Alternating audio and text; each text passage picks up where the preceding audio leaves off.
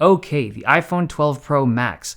This is Apple's flagship. This is their biggest, the most expensive, most feature-rich phone that they brought out this year, and it's a big one. If you've been interested in this phone because you're interested in like the camera upgrade or the screen size, I highly recommend going into a store to kind of feel it out before you commit to it because it's a big phone in your hands. It's a long phone, but it's the width combined with that flat edge that just makes it feel a little bit bigger in your hands than you might expect. Now on the back, the camera cluster is also a little bit larger than the 12 Pro because it's housing an improved camera system. And this unit is in this new gold color. And I gotta say, ever since gold phones became a thing, I've never liked the color of gold that phones have had, even older iPhones. Like there's always been something weird about the gold colors on phones. Like they don't look gold. They're either too yellow or too vibrant. Like it's never looked like real gold. But this year, the technique or manufacturing process that they've used to achieve this color is on point because this looks like real gold. If you compare it to gold jewelry, this is very similar in color to actual gold. So if that's your jam, then this is a nice gold. So the screen is big, 6.1 inches, and because it's relatively large, there's this optical illusion as if the bezels and the notch are smaller. They're not. They're the same size as the regular 12 Pro, but it's a really nice screen. The reachability isn't great for me. Like I have pretty average size hands, I'd say, and going across is okay, but going up and down is just tough. But I'm someone who likes small phones, so I'm probably not the best person to ask about it.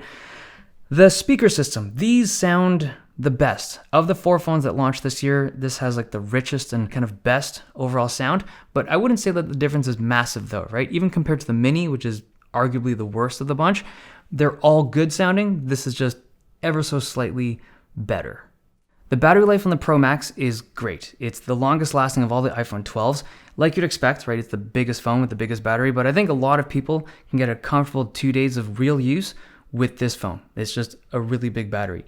Okay, let's move on to the camera system because that is the most important conversation to be had about the iPhone 12 Pro Max. So there's 3 kind of upgrades or 3 kind of differences between this camera system and the one you see on the Pro Max. Well, like 3 main ones. The first one is the bigger sensor. It's a new sensor.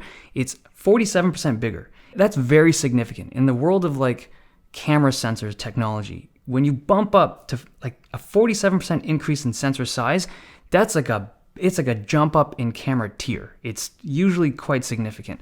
The second thing is that new sensor is stabilized. So normally in a modern smartphone, when you have any kind of image stabilization on a phone, you'll have the glass elements in front of the sensor, and that's what the camera system is moving around to compensate for your movements and just try to keep your images as clean as possible, right?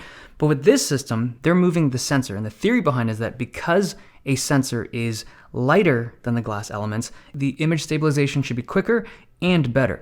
And then the third change they've done is they've now added a 65mm telephoto lens instead of 52. You just get a little more zoom range. You can punch in a little bit tighter on your shots. So in good lighting conditions, it's not a huge difference, but the images are a little bit sharper and it's got better dynamic range than the regular 12 Pro. I do have to zoom in and I do have to look for it, right? If I'm looking at these images just side by side, I'm not trying to do a comparison, they're both good. I think it's kind of a testament as to how good the 12, like the regular 12 and the 12 Pro shoot right now, but the 12 Pro Max is ever so slightly better. But the differences are more pronounced in low light conditions. So the iPhone 12 Pro Max, with its bigger sensor and that improved image stabilization, it shoots cleaner photos in low light than the 12 Pro. Some of that might come from the sensor, some of that might come from the improved stabilization, but the difference isn't massive. If I had to give it like a percentage improvement over the 12 Pro on that main sensor, I'd say like 10, 15% better.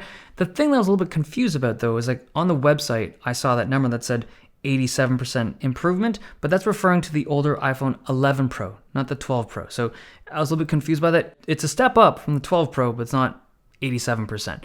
Now, stabilization in video is very noticeable. It's smoother, it's more fluid, it feels more properly tuned, like your video just kind of glides into position instead of snapping around as much, especially if you move quickly. Like iPhone's videos have always been one of the best, maybe the best, and this just separates it that much further. The 12 Pro Max has a really nice stabilization system. Now the telephoto lens, it does exactly what you would expect, right? 2.5x zoom, you can stand a little bit further away and shoot a little bit closer. I found this raccoon in my garbage bin, and just being able to be a little bit further away to capture pictures of this guy in case he was going to leap out at my face. But the image quality between the 12 Pro and the 12 Pro Max seem quite similar. Obviously you just get a little bit more zoom with the 65mm on the Pro Max. So the question you might have at this point is whether or not it's worth picking up the 12 Pro Max just for the camera system alone, right? If you're someone who wanted a smaller phone, you like the 12 Pro, you like the size, but at the same time you want the best possible camera system, is it worth paying the extra $100 and forcing yourself to use a larger phone just for that camera system? And obviously your needs and wants are going to be a stronger indicator of which one you should get, but my opinion on it is this. The 12 Pro this year, the neural engine, the deep fusion tech that's happening in here is really good. It's so good to the point where it almost compensates for the lack of hardware, right? Obviously the 12 Pro Max has the best possible hardware, best sensor, best lens, but this does a really good job. It gets really close. It's only like really tough shooting conditions that the 12 Pro Max starts to really shine.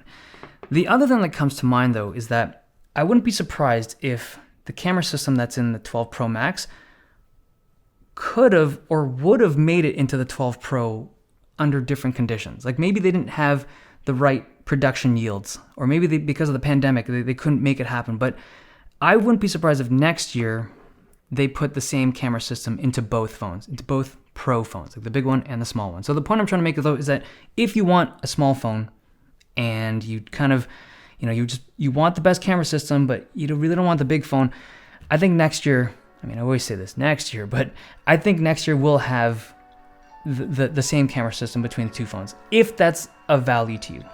Okay. Hope you guys enjoyed this video. Thumbs if you liked it, subs if you loved it. I'll see you guys next time.